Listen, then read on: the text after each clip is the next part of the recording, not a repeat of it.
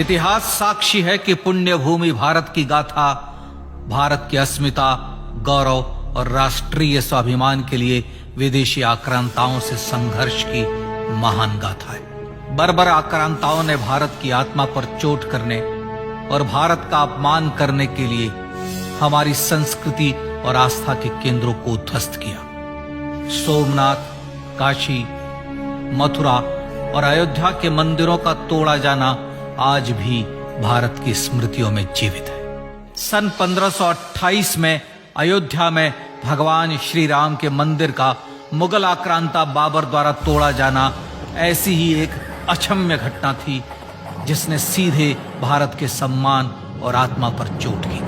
कारण साफ था, अयोध्या के श्री राम के मंदिर पर आक्रमण भारत की आत्मा पर आक्रमण था। जहां हर भारतीय के रोम रोम में राम बसते हैं, वह भारत यह अपमान कैसे सहता। राम मंदिर पर आक्रमण भारत को आहत कर गया था। विदेशी हमलावर अपनी बर्बरता दिखाते गए और भारत अपने आत्मगौरव को फिर से पाने के लिए संघर्ष करता रहा। भारत रामलला के जन्म स्थान पर बाबर के नाम पर बने एक ढांचे को देखता और उसे हटाने का संकल्प लेकर शक्ति संजोया करता। हिंदू समाज आत्मसम्मान के रण में डटा रहा और लगातार हमलावरों द्वारा बनाए गए बाबरी ढांचे को हटाने के लिए लड़ता रहा। सरयू कई बार रक्त से लाल हुई। कभी स्थानीय शासकों ने तो कभी साधु संतों और राम भक्तों ने राम जन्मभूमि की मुक्ति के लिए अपने प्राणों की आहुति दी। 74 बार युद्ध हुए। हम कुछ मोर्चे हारे, पर रण जीतने का संकल्प कभी कम नहीं हुआ। हिंदू समाज तलवारों से रक्त रंजित हुआ, पर उसने हार नहीं मानी। उसका संकल्प अजेय था।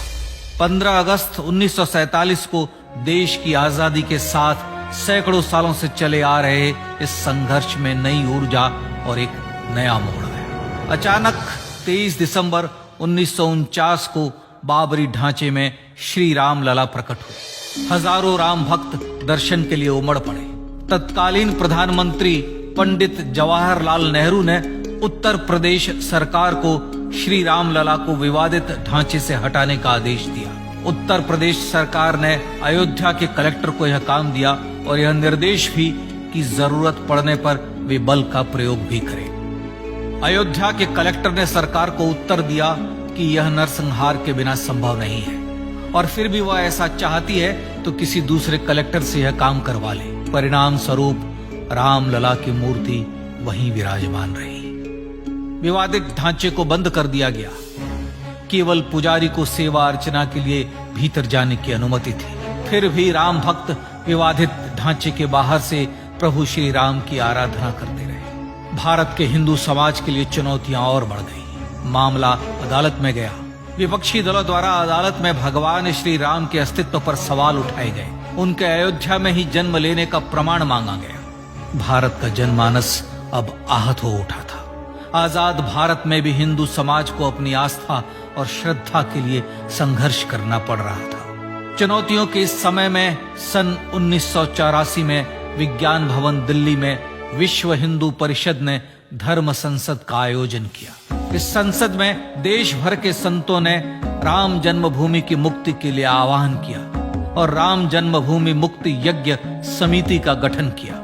धर्म संसद ने राम जन्मभूमि की मुक्ति और वहां भगवान श्री राम के भव्य मंदिर बनाने के भारत के जनमानस के संकल्प को फिर से दोहराया। विश्व हिंदू परिषद के नेतृत्व में मंदिर निर्माण के लिए पूरे देश में अभूतपूर्व आंदोलन की शुरुआत हुई। श्री राम जन्मस्थली मुक्ति यज्ञ समिति के साथ देश भर में राम जानकी की रथ यात्राएं निकली। राम लीलाओं में राम कथा के माध्यम से भारत का आम जन फिर से जुटा।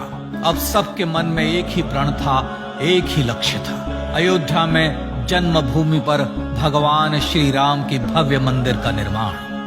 सन 1989 में विश्व हिंदू परिषद द्वारा गांव-गांव से रामशिला पूजन करके अयोध्या भेजी गई। 2,75,000 गांवों से रामशिलाएं अयोध्या पहुंची। भव्य राम मंदिर के शिलान्यास का निर्णय हुआ। पूज्य संत महात्माओं और हिंदू समाज के अन्य प्रमुख नेताओं के निर्णय के अनुसार अनुसूचित जाति के प्रमुख नेता श्री कामेश्वर चौपाल ने 9 नवंबर 1989 को मंदिर निर्माण का पहला पत्थर रखा। राम जन्मभूमि पर मंदिर निर्माण के लक्ष्य की पूर्ति के लिए सन 1990 में सोमनाथ से अयोध्या के लिए श्री लाल कृष्ण आडवाणी ने रथ यात्रा की शुरुआत की। देश में जन भावनाओं का ज्वार उमड़ने लगा। श्री लाल कृष्ण आडवाणी के रथ यात्रा के साथ साथ मंदिर के लिए जन समर्थन बढ़ने लगा और छद्म सेकुलरवाद बेनकाब होने लगा। इस जन आंदोलन को रोकने की तमाम कोशिशें हुई पर सब व्यर्थ हुई। विश्व हिंदू परिषद ने देशवासियों से अयोध्या में जन्मभूमि पर मंदिर निर्माण के लिए 30 अक्टूबर और 1 नवंबर 1990 को कार सेवा का आह्वान किया। परिणाम स्वरूप लाखों राम भक्त कार सेवा के लिए देश के कोने कोने से अयोध्या आए। इससे देश की एकात्मता का विराट दर्शन हुआ। कार सेवकों को रोकने के लिए उत्तर प्रदेश के तत्कालीन मुख्यमंत्री श्री मुलायम सिंह यादव ने अयोध्या में परिंदे को भी पर न मारने देने की घोषणा की। स्थितियां गंभीर हो गई। अयोध्या से 200 किलोमीटर दूर रेलगाड़ियां रोक दी गई।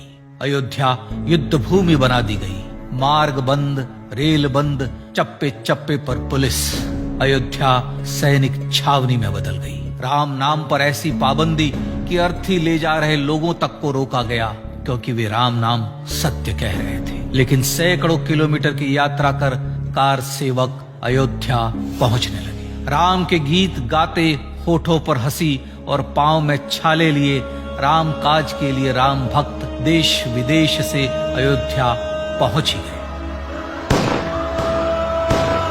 कार सेवकों पर गोलियां चली। अनेक कार सेवक शहीद हुए। आजाद भारत में जन्मभूमि पर राम मंदिर के लिए कार सेवकों ने फिर एक बार अपना बलिदान दिया, पर कार सेवकों ने विवादित ढांचे पर भगवा फहरा ही दिया और इस तरह कार सेवा सफल हुई।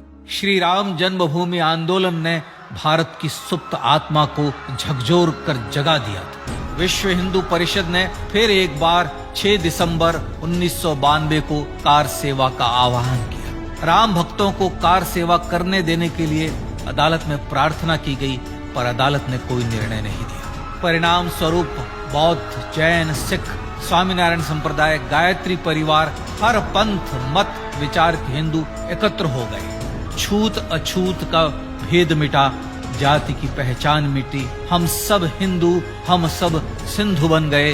राम सिंधु में ज्वार उठा और देखते ही देखते 6 दिसंबर 1992 को श्री राम जन्मभूमि से बाबरी ढांचा सदा के लिए हट गया।